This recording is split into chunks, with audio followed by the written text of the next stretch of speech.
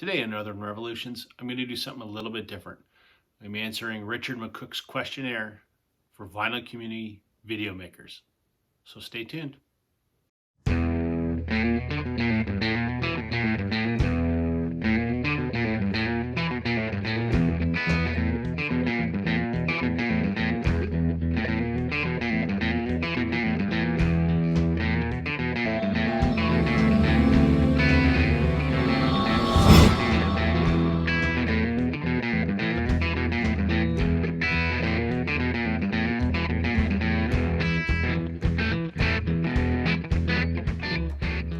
Hey vinyl community, welcome to Northern Revolutions.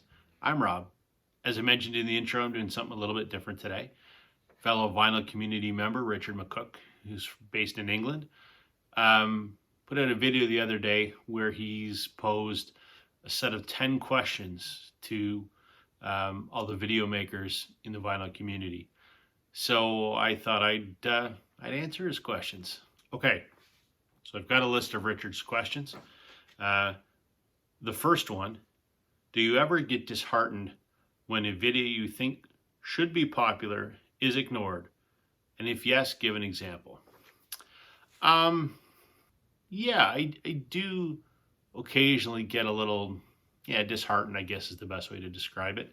It's happened on a couple of occasions. Maybe disheartened is not the right word. I just kind of go, well, I'm surprised. A couple of videos that come to mind. I did one video, which I think I called Canadian Music You Need to Hear. In that video, I wanted to shine the spotlight on a handful of artists or bands that are big here that are unknown outside of our country. And I thought that people might be interested to learn about it. I mean, after all, one of the sort of tenets of the vinyl community is it's to expose other people to music they may not have been familiar with. And I thought I did a pretty good job of that video. And it's my second least watched video ever. I mean, I understand why, I guess. People look at it and go, Canadian bands need to hear, what do I care? I get it. But I would have thought it would have done a little better than it did. The other one that kind of surprised me, I mean, we're a vinyl community, and I did a video called That Time I Made a Record, because I did executive produce an album by one of my best friends and made the record happen. And I would have thought more people would have been interested in that, seeing that we're all record collectors. I don't know how many people have actually been involved in the creation of a vinyl record. So I thought people might have been interested about that. Very poorly watched video. But that's okay. You know, I wouldn't say I was disheartened. I guess I was just sort of surprised. So there you go. Number 2, how often do you check your subscriber count? Every day. Probably more than once a day. I mentioned that I wasn't doing this to grow a big YouTube channel, and I'm still not. But I will say that once people start subscribing to your channel, at least to me, it's almost a validation that, I'm putting out something that is quality or something that is entertaining to somebody else. So as you see your subscriber count climb, it's almost a validation that what you're creating provides some worth to someone other than yourself. And I think that's rewarding, that's fulfilling. So I do check it probably a couple times a day. Guilty. Number 3. How often do you ask people to hit the subscribe button? Every video, occasionally, or almost never? When I started, it was every video because I thought that's what you were supposed to do. I thought that's how the algorithm worked. it became less and less, and now I never ask people to subscribe. That said, I do have a little banner that pops up along the bottom, that is animated, and it, hits the thumbs up and the subscribe and the bell. But I don't say anything about it. I don't ask people to subscribe. For a couple reasons. My personal opinion, I think it sounds a little tacky. And it sort of disrupted the creative flow, I guess, of some videos. It just didn't really fit in with the narrative of, what I'm trying to talk about. So I don't do it anymore. The little graphic that pops up, I think, is more than sufficient. Number 4. How do you feel when you lose subscribers, and what is the largest amount you've lost in one day? Initially, I was very disappointed the first time I lost a couple. I was like, what have I done wrong? And now I kind of look at it and go, that sucks. What are you going to do? But I think of it as myself, as someone that, watches YouTube videos, and I subscribe to other people, and I subscribe to other channels. And I subscribe to a lot of channels outside of the vinyl community as well. And occasionally I unsubscribe from channels too, either because they've taken a different direction, or I initially subscribed and I thought I liked their content and I didn't like their content, or I just find I didn't watch their videos as much. There's a lot of reasons that people unsubscribe. And anytime I unsubscribe, it's never personal against the creator. It's just for whatever reason my tastes have changed or whatever. So I don't view it as a personal, oh, that person doesn't like me. Whatever, it is what it is. The most I've ever lost in a day, I think, is 3 or 4. That said, I'm just under 500 subs right now. So, I don't have a ton to lose or I got lots to gain, but I think it's been 3. And no idea why they all left in the same day, and I gained them back in a couple of days. So it's par for the course, as they say. Number 5, how do you feel when people comment on your video and they obviously haven't watched it? For example, a comment comes in for a 15-minute video 1 minute after it's been uploaded. I'm going to steal an answer from Norman Maslov, because he did this questionnaire, and he said exactly what I would say. I think he said something to the effect that it doesn't bother him. It doesn't bother me either. And his rationale for that is maybe someone's starting to watch your video, and at a minute or 2 in, they want to comment on something that they've just seen. So, they're commenting as they're watching your video, and I'm okay with that. And even if they're commenting and didn't watch the whole thing, you know what? It's still a comment. They took the time to leave a comment, and I like engaging with people. So I'm thankful that someone's left a comment.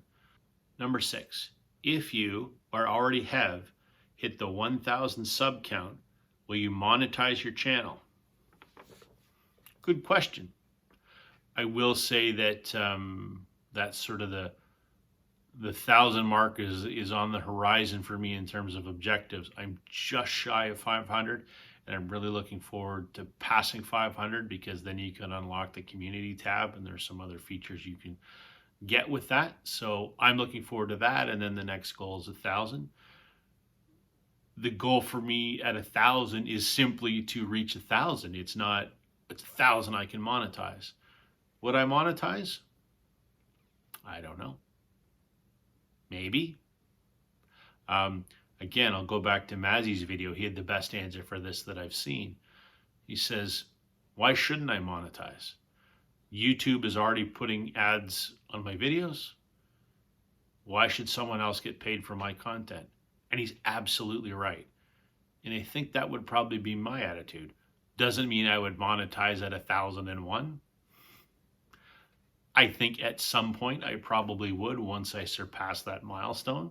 Um, Not because I'm greedy, not because um, I think I'm going to make money doing it. It's simply the principle that if someone's going to get paid, even if it's a nickel, who cares?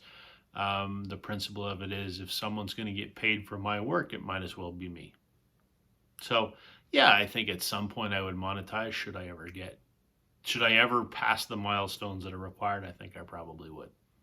I hope that doesn't turn people off, but there's already ads on my channel now that I have nothing to do with. So, what are you going to do? Number 7, do you ever subscribe to another channel just to try and get a sub back? No, I don't. I subscribe to channels because I like their content. That simple. Number 8, how long do you think is an acceptable time to wait before replying to a comment if you reply to comments? First of all, I try to reply to every single comment. I'm not a big channel. I don't have thousands and thousands of viewers. So I always try and respond to every single comment. I do it for a couple reasons. Obviously, I want to grow my channel, sure. But I sort of look at the creator-viewer relationship as a sort of symbiotic one. I'm creating something. Somebody consumes it. If they then want to, provide some feedback or offer a comment or ask a question or whatever, I'm going to keep the cycle going by responding to that comment. I like the fact that it's kind of it's a dialogue, and I really like that interaction with people. And as someone that consumes videos on YouTube as well, because I watch a lot of videos, I like commenting on other people's videos, and I really appreciate that they take the time to respond. So if I haven't responded to a comment, it's probably because I've missed it, but I try to respond to everything. As for how long, there's no time limit for me.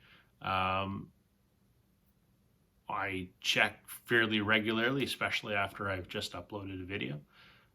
Sometimes it could be a couple hours. Sometimes it could be as few as a couple minutes.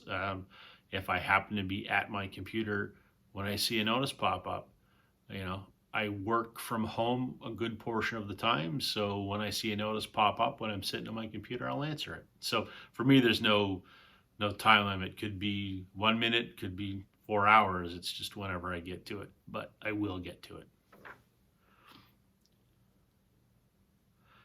Number 9, do you like record store day?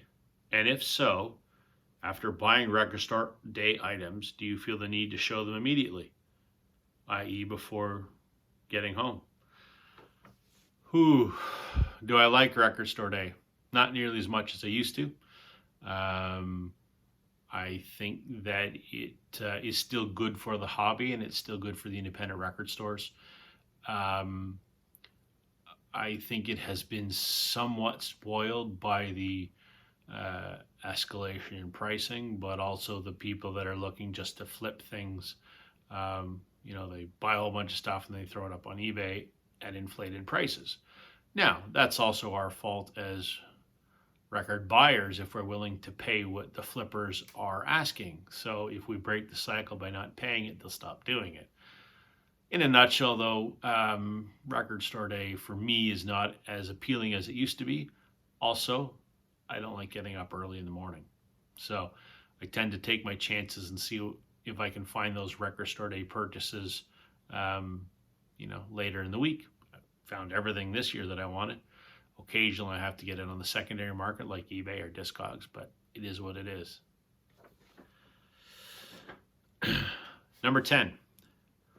Do you enjoy participating in and watching collaboration videos? But do you get put off watching if they go beyond the 1 or 2 hour mark? I have not participated in a cooperative video yet, though I'm planning one. my good friend Chris up at Stylus Meets Vinyl. He and I are figuring one out. Do I like watching them? Absolutely. I think they're great. Would I watch them if they were beyond an hour or two? No, I think they're too long. Richard also has a bonus question. Do you check your previous video just to make sure you're not wearing the same shirt? It's a good question. No. A good portion of the time, I'm wearing a t-shirt that says Northern Revolutions. So it's the same, although I have two different colors. But a lot of the time, I'm usually wearing this sweater, jacket, whatever it is, because my basement is cold. So generally I'm wearing this, or I'm wearing a hoodie, and I really don't care if that's what I wore in the previous video. Though just for Richard, I switched up the hat today, because like the last 10 videos I've been wearing a Toronto Blue Jays hat. So today I'm wearing a different hat. Most people probably won't know what this is,